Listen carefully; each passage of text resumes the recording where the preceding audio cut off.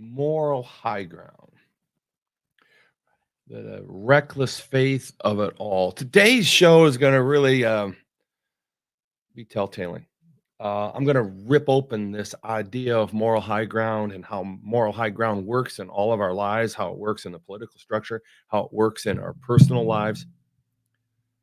What moral high ground is the authority in our life? What moral high ground is what drives us? Where are you at in the moral high ground debate?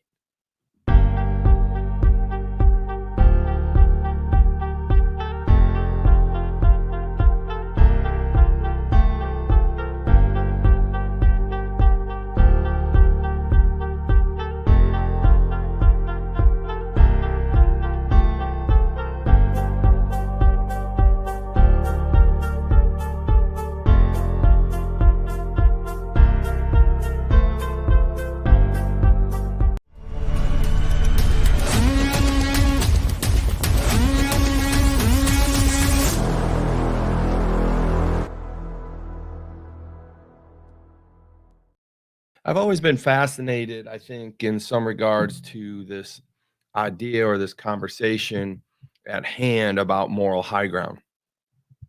A couple weeks ago, I prepped for a political speech and I talked about moral high ground. I talked to not so much the word moral high ground then, but I talked about this idea of having rules in your life to follow. And I'm not really going to bang that tree right now as much as I'm going to just say the dilemma of moral high ground is real. And I wanted to just kind of unleash it right like today. I really wanted to open it up for conversation. I wanted it to really flush it out. And I started thinking about why am I an authority to be an authority of really anything? Maybe payroll, maybe the donut capital of the world, maybe donuts, maybe sales. I'm a great salesman. Oh yeah. Maybe parenting, great parent most of the time, you know. Um, but as far as an authority and moral high ground, I think that very few of us have that ability to be an authority on moral high ground. And I want to just talk to you about that. I got things ringing up on me here. So here's where we're at. I got up this morning and I started thinking about today. I started thinking about the show today. I started thinking about how I was up extra early this morning because of some of the challenges I'm having in my own life. Like, and that's the other thing I want to share with you is like when you think about an authority on something or a show that you listen to or who I am or what you're listening to, and we're growing in a following and we are an authority in something. I think when you say, Todd, what are you an authority and what does a show mean to you? Well, I think I'm an authority in endurance. I'm an authority in the distance. And I try to get it right. I work hard at getting it right.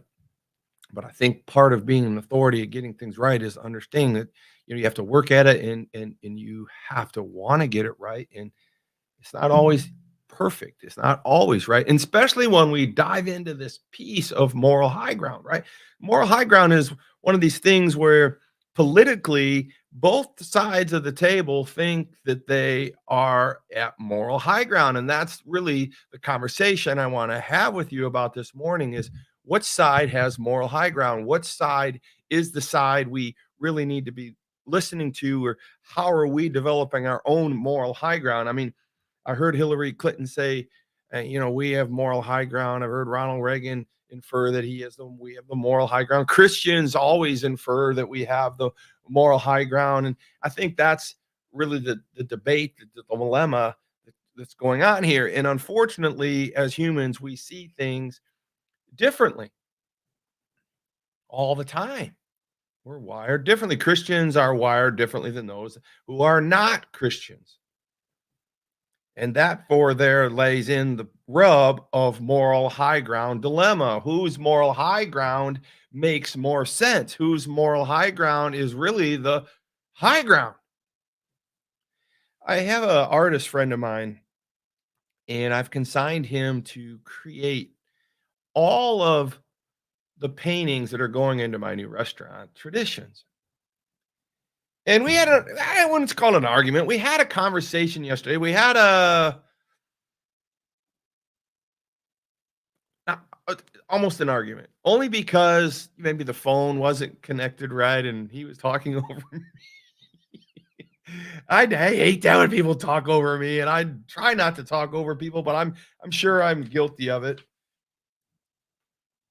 But when I'm trying to give somebody direction for something I'm paying for to get it right, I want them to listen, right?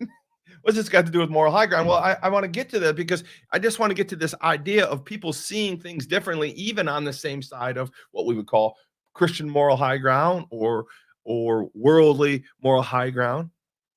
Both moral high grounds really collide with this term I want to introduce today called reckless faith. Reckless faith is no joke, man. I mean, reckless faith is something that we're all crazy capable of. And I'm going to talk to you about what Proverbs 16 says about that. I'm going to set up Proverbs 16. I'm going to set up this situation, but I just want to give you a quick story about this argument or friendly professional argument with an artist, a brilliant man, an artist. You never not you just don't want to argue with artists. I mean, they're weird. I'm an artist. I'm a director. I see things the way I want to see them, and I want to create them. And well, he's an artist, and he sees things the way he wants to create them, and he wants to create his because his hand is doing the art, and my mind is creating the image. So let me just cut to it. So the last painting, all of them are brilliant. We're going to do 10 of them in the restaurant, and we're at like number 5 right now. And number 5 got done, and I said, "Hey man, it's beautiful, it's sensational, but could you change this or this?" And oh man, you'd have thought like I stole his dog or something or ran over it and was like, "What do you mean change my art? What do you mean? It's done. It's a creation. It's done. You can't change it. It's done." Whoa, bro. I mean, I thought I was consigning this art. I thought it was going to be our collaborative vision. I thought you were seeing it the way I was seeing it, and I was seeing it the way you were seeing it. But now you're telling me when it's done, it's done. Like you saw, you like had an image. I gave you a picture and you painted it the way you saw it. And now it comes back to me. And it's going to hang in my restaurant for the rest of eternity the way you saw, you thought I saw what I didn't see, but this isn't what I saw. So could you please change this? Well, no, you can't change art. I said, all right, well, let's get the rules straight here, bro. The rules are pretty simple. Like, can I see it and then have one moment to change it? Like last input. Well, when I finish a painting, and I love this guy, we work this all out, so don't worry about it. When I finish a painting, it's all it's full. And so I really got the passion of this man. I really got the passion of his art, and I really started thinking about this moral high ground. I got this thinking about the right, the left, and how we're so much different in individuals. In Proverbs 16, we're going to talk about how this is handled and how Israel created this for Solomon to actually put in the Bible to look at humankind, the human being. But let me get there with my artist story because we kind of came into a small impasse. And the argument really wasn't about the painting that he just finished because it was brilliant. I was just asking for some small things that don't really matter. But more importantly, I was on the next painting, and the next painting, I've got a picture here for you. I wanted this painting right here. I wanted this painting of Nevada Mills. I wanted this painting of my childhood dam jumping experience. So this is Nevada Mills. If any of you are around Indiana or Jimerson Lake, back in the days in the 80s and the 70s, there was a dam. There's still a dam, but they've redone it because this dam was notorious for people dying and getting hurt at because it was so crazy dangerous. Well, this is what it used to look like on the backside of the dam. You can see where the water is coming out of the dam. You can see where these individuals are getting ready to jump into the dam. having faith, right? So reckless faith and that faith. And so that's why it was on the cover of today's show. But more importantly, I wanted you to literally see the difference of how people see things in life and how you have to be sure about your moral high ground and someone else's moral high ground, and this idea of reckless faith, that these people have some faith and it looks to be reckless to me, and this the name of this painting would probably be reckless faith. I want reckless faith. I want my childhood reckoned with my reckless faith, right? That was my vision of this painting, to go into traditions to represent the fact that this business, this entire donut capital world, this venture that I'm creating, which has grown into be a large organization, is reckless faith. It's reckless a little bit. We got to get reckless sometimes. We got to get ready to get messy, muddy, get a little bloody, get a little stains on our white pants. We got to, it's sometimes we're a little reckless, right? And so I got this picture of this reckless faith image of my childhood jumping off of a dangerous dam. Damn it. But when it comes back to me, it looks like this. Now, don't get me wrong. I love the painting. This is his artwork. This is his style. I'm not upset with the style. I'm not upset with the anything about the creation or the beauty of it. But, but that looks like fun faith.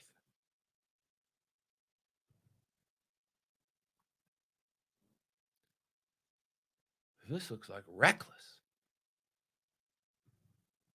This looks like good times. This looks like no danger at all.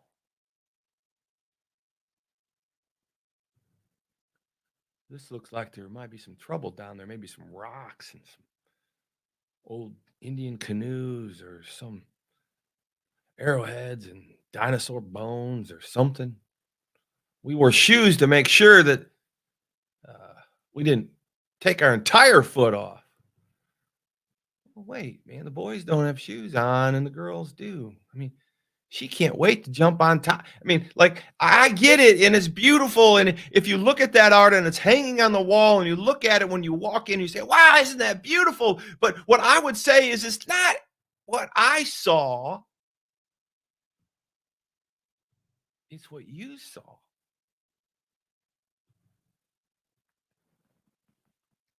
So I kind of want to just talk about this idea of seeing things differently. I want to talk about this idea of our indifferences. I want to talk about this idea of why moral high ground is seen so differently. And then I want to tie it in with Proverbs 16, how Solomon talks about how we're to look at the human mind, how we're to look at humanity and recognize that people see moral high ground as different. And in this political season, it's dangerous. It's reckless because we don't know what team to follow. I have several friends that have followed one team and now they're conflicted because the moral high ground has changed on the Democratic side. Right?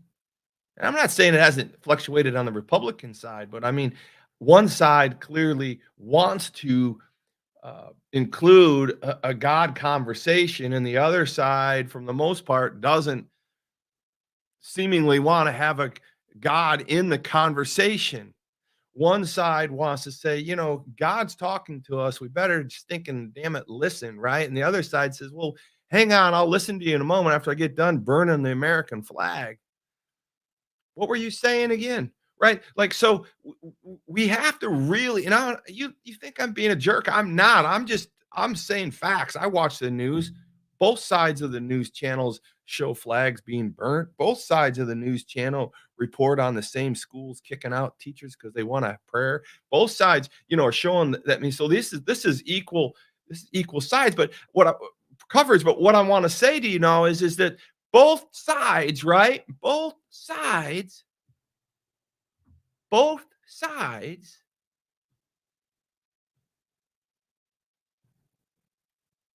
have a moral high ground.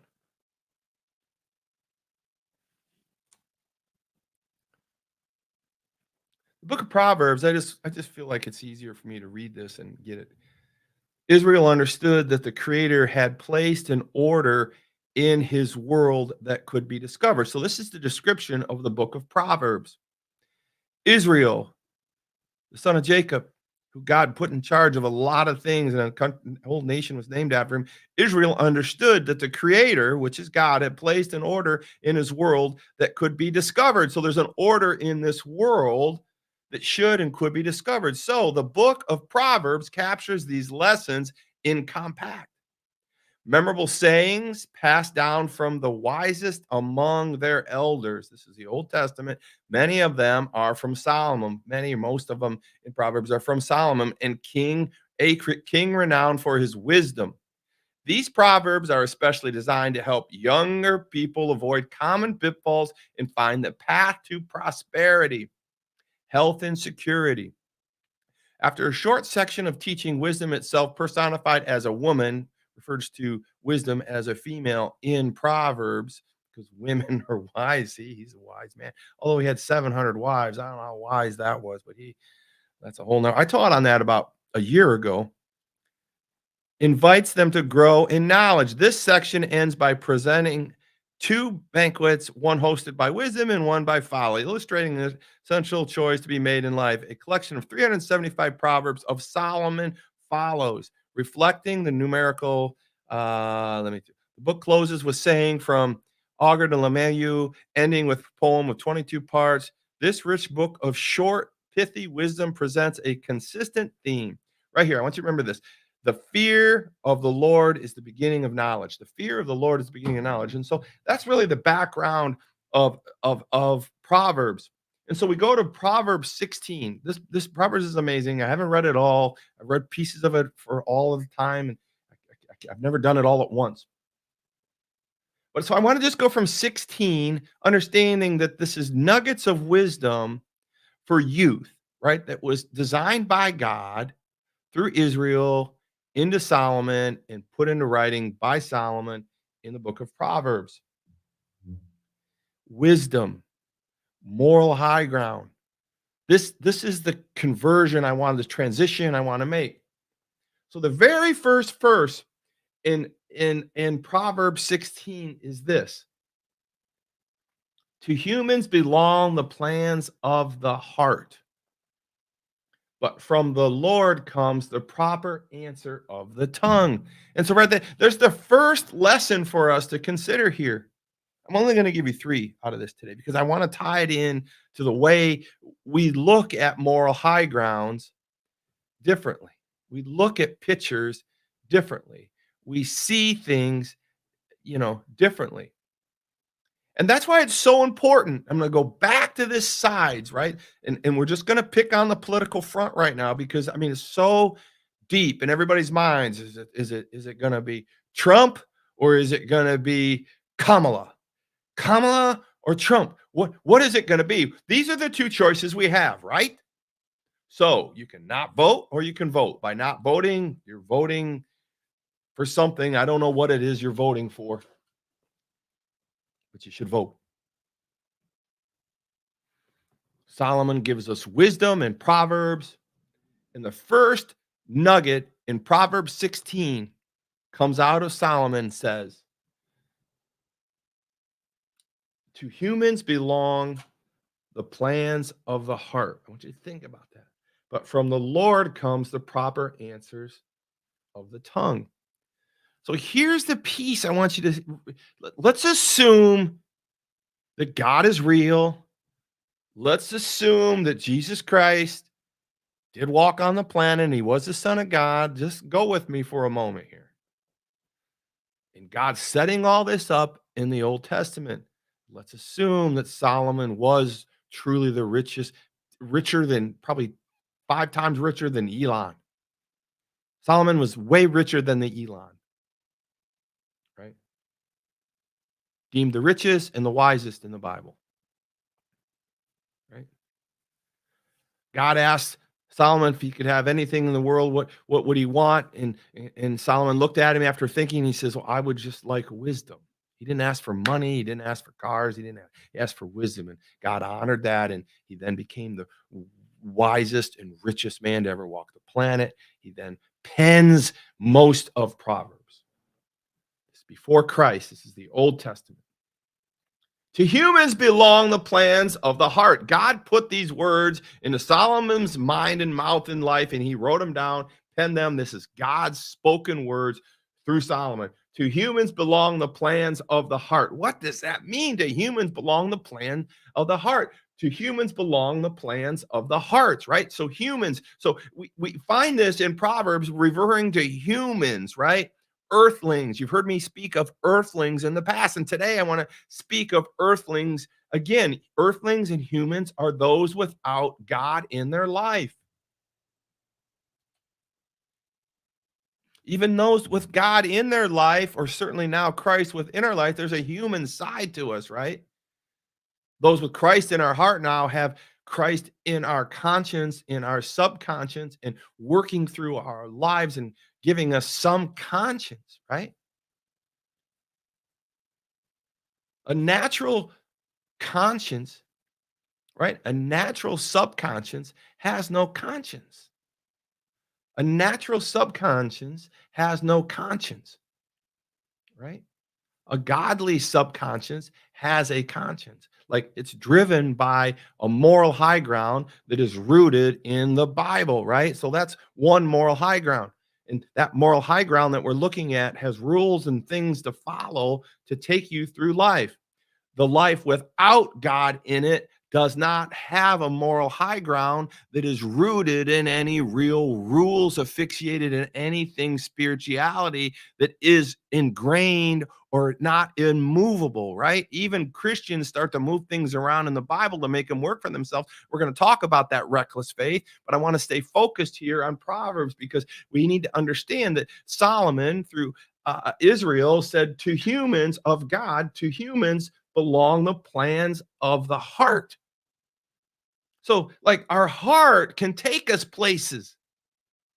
I really want this car. I really want this restaurant. I really want this woman. I really want this man. I really want this new computer. I really want this new gun. I really want this new fun. I really want, and the to humans belong the plans. I love this vacation so much, right? To humans belong the plans of the heart. So the human is giving you heartfelt emotions, right? But from the Lord comes the proper answers of the tongue. So if you're reaching out for God, you can have human feelings, human ideas, human plans. And if you don't reach out to God to orchestrate those for you, then they work out in the human side of you. But if you do reach out to God, to humans belong the plans of the heart, but from the Lord comes the proper answers of the tongue. So what Solomon is saying here is that, man, you can think of anything you want, you're going to desire anything you want, you're going to do all these things. And I know we talk about getting what you look for, and that will happen because that comes from the human subconscious. But if the Lord is in your subconscious, the Lord comes from the proper answer, then it comes out of your tongue the way the Lord wants it. It comes out of your mind and soul the way the Lord wants it. That's the true moral high ground of what's going on in this regards right here. To humans belong the plans of the heart, but from the Lord comes the proper answers of the tongue, the proper answer of the true moral high ground. Let's just call one political party the left and one political party the right. The political party that's on the right listens to what this is saying and says to humans belong the Christian fraction of the political compartment on the right listens to what this says. I understand the humans belong my plans, but from God comes out my actions, the doing, right? His God's plans come out of me. Sometimes my heartfelt stuff isn't really what God wants for me, but I can take it there and I ask him to guide it for me and he's going to take it there with me. But without God, that moral high ground, the rules, the 10 commandments, the New Testament, the Christ-like teachings, those are no without God in my life, without Christ in my life, I don't have this rule book. And so I'm over here on the left without those guide rails or those scriptures or Christ or the 10 commandments. None of those hold any water to me. I'd like to follow them, but if I can't follow them and it doesn't fit where I'm going in my life, then I just change them.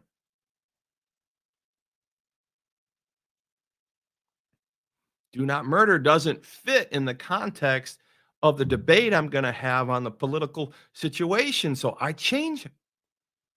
Well, that commandment isn't meant for me at this time. Reckless faith. That commandment is meant for them, not me, because I am in a place to go in a moral high ground altitude differently than the other side. So both of us are entrenched in the moral high ground of taking us where we want to go from a political affront because we believe that our moral high grounds are higher than the other side. So therefore we can break the rules to go where we need to go because that side is not as good or morally as high as we are. Hillary Clinton, point to fact. Do what we got to do because where we're taking this country, we're taking people is a better place. So those rules don't matter anymore, right?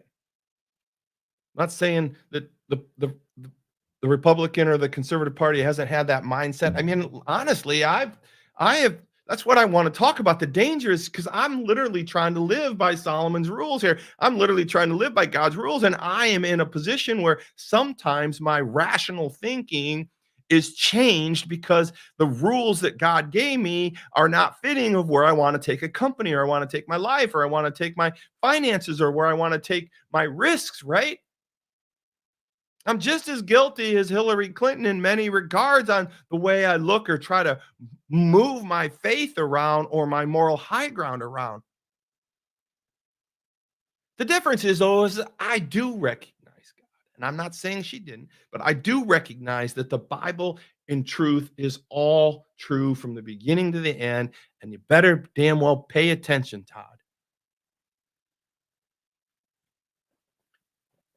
To humans belong the plans of the heart, but from the Lord comes the proper answers of the tongue. So you need to be praying about your heart. You need to be praying. You need to be asking and really deeping and saying, God, turn loose my tongue, turn loose my actions. I want to follow your moral high ground. Number two, all persons' ways seem pure to them, but motives are weighted by the Lord. This is some good stuff. I mean, literally, throw some stones at me if you need to, but I want you to really look at yourself and ask yourself, have you ever changed the rules in your life? Right, left, center, middle, moderate, low, high, round, flat?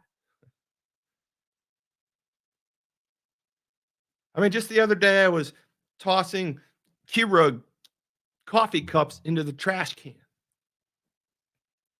And if I make it, I tell myself I'm going to have a great day. I make it, I'm going to have a great day. Well, the other day I shot it and I missed. It bounced off the can, flew, grounds went all everywhere. I'm like, oh man, my day sucks. Wait, I created a new rule. The new rule is if I go back further and take the shot and then make it, then I can redeem myself and my day will be good. I stepped back about 2 more feet, took a shot, bounced off the lid again, grounds went everywhere. 0 for 2. But wait, I have established a new rule. The new rule is if I go back further on that second shot and I make it, it would redeem my day. Well, wait a minute. Well, what if I go back further for my third shot? So I said to myself, well, just go back further and take the shot again. I go back even further and I'm lined up at the refrigerator now at this point. I take about a 5 to 8 foot shot up and up to the air. It sails and comes down ever so gently and lands right on the lid, bounces off. Grounds go everywhere. I'm like, oh my gosh, 0 for 3. My day is gonna suck. But wait, there's more. went on a fourth shot. I mean, I could go all the way back to the front door, and if I make the shot over the countertop onto the into the can, by far that would be what God is telling me to do because that would be a much more difficult shot. It was never that always gonna. How could I ever make that shot? So turn on the overtime buzzer, go back there to the door, bro, and make the shot. Go take the shot. I mean, so I go back there, I line it up just so right. I'm running behind because I'm playing these stupid reindeer games and up and over, I fire over the countertop, just by the refrigerator, down into the trash can, hits the lid, bounces up, and comes right back down into the trash can. My day is going to be complete. I changed the rules. I'm just saying, we do these things, and I just want to put it into a practicable fashion for you. All a person's ways seem pure to them, but motives are weighted by the Lord, right? So my ways when I get up, the right, the left, when we get up, when political figures get up and they try to spin these things to you one way or another, the Trump or the Kamala or the Elon or they're all everything in your life is political, whether you want to say it or admit it or not. It's just political. There's going to be a recourse to one side or the other. One moral high ground is going to be placed in front of someone else's moral high ground. But here's what God says: the moral high ground is me, God, your Christ, your Lord and Savior. God is the moral high ground. And Solomon says to us in verse 2, chapter 16 in Proverbs, all a person's ways, all of our ways seem pure to us at first, but motives are weighted by the Lord. So your motive is going to be judged. Your motive is going to be weighted. If you are a God follower, then you're going to weight your motives more on what God is saying, God's rules versus the world's rules, right? Moral high ground. Moral high ground. God's rules, God's weight, right? All persons' ways seem pure to them, but motives are weighted by the Lord. We start off with a thought, we start off with an action, but if God is in our life, your motives will be weighed by Him. If God is not in your life, there's no judge, there's no weights, there's no scales, there's just you deciding what's best for you, or even you deciding what's best for other people. Your motives aren't weighted, the scales aren't weighted by God, only by you. And the last piece I want to share with you is commit to the Lord whatever you do, and He will establish your plans. Commit to the Lord whatever you do, and He will establish your plans. So if we know that to the humans belong plans of the heart, but the proper answers are the tongue from the Lord, and all persons' ways seem pure to them, but the motives are going to be judged and weighed by the Lord, then commit to the Lord what you do, and He will establish your plans. And so when we have this conversation about moral high ground, when we have this conversation about life, when we have this conversation about the left or the right, and you guys kind of know where I sit on this, I don't think that the right is void of setting moral high ground standards that are not biblical. I'm just saying that unfortunately we have two sides here, a right and a left, and one is at least seemingly putting it into their model that they want to follow God's plan. And I got to be with the side that's going to put the moral high ground, the only authority in my life that I have to follow and be able to live with myself from eternity is God. So the moral high ground from the Bible seems to me to be the most logical answer for my political perspective and the views that I take going forward in my life. But all that to say is my moral high ground is not everybody's moral high ground. Matter of fact, we know that our mind can take us to places that are not healthy for us.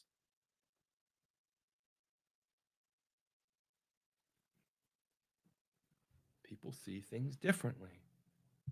I see people coming on and off the show for the entire half hour all the time. They hear things they want to hear.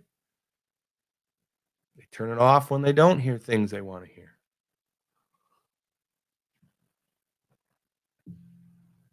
All this to say, I'd like to close this morning and help you understand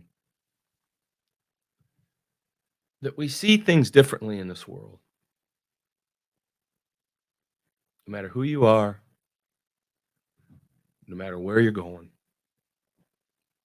One side's going to have a moral high ground and another side's going to have a different moral high ground. We saw it in the Civil War. One valued slaves' lives more important than the other who valued slaves' lives not much at all.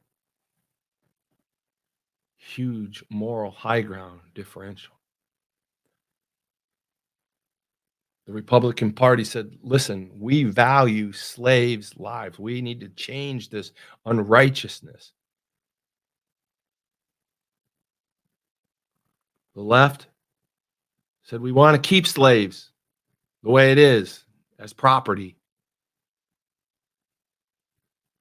That was way back when, right? 1800s. But the point of the matter is, it's a very good example of moral high ground differentials, right? And you could listen to a person back in those days, the left who had slaves and wanted to fight and a war over keeping slaves as property. And you could listen to them and you could listen to some of their arguments and you could say, okay, well, you can almost say that makes sense. And then you turn around, and you go over here to the North on the Civil War, who wants to eradicate, Abraham Lincoln wants to eradicate the slavers, and you listen to him, and you're like, wow, that makes a lot of sense. Of course, humans can't be property, and the children and the offspring can't be called chattel. I mean, it's such a horrible period in life, but I guess it's a piece in our life that I can talk to you about from a moral high ground perspective, and how both sides can think one way and fight to the death for it, but the moral high ground has to be greater in one. But who decides that? I'll tell you, the moral high ground I'm sticking to is God.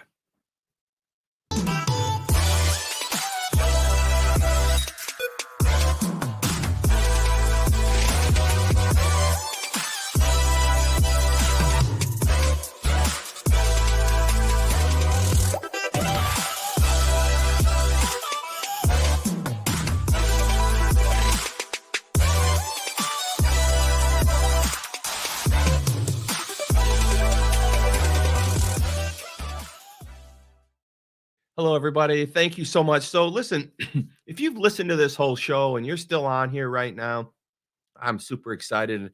Just send me a DM and I want to send you your free shirt. Matter of fact, if you make a comment right now, I know some of you come on later, but if you make a comment right now, I will send you a free Wired Differently t-shirt. We'll get you signed up here, and Abby will get that out to you. Because I want you to go to wireddifferently.com, wireddifferently.com, and order one of 70 plus shirt designs, t-shirts designs, hoodie designs, sweatshirt designs. Show your faith. Show your moral high ground as God. Show this thing called life, right? Proverbs 16. Show that you care more about God than Adidas. Share more that you care about God than Nike. Share more than you care about God than like I don't know what's another brand, Calvin Klein. I mean, there's got to be more to your life than a brand other than Calvin Klein or Old Navy or anything. Thanks for allowing me to be in your line. And I would just want live, and I just want you to know, go to wiredifferently.com, type in the promo code wired15. If you stick something in there right now, I'm going to get something out to you and we'll have some fun with that. But listen, thanks for choosing me this morning. I want you to choose God as your moral high ground. You guys have a great day.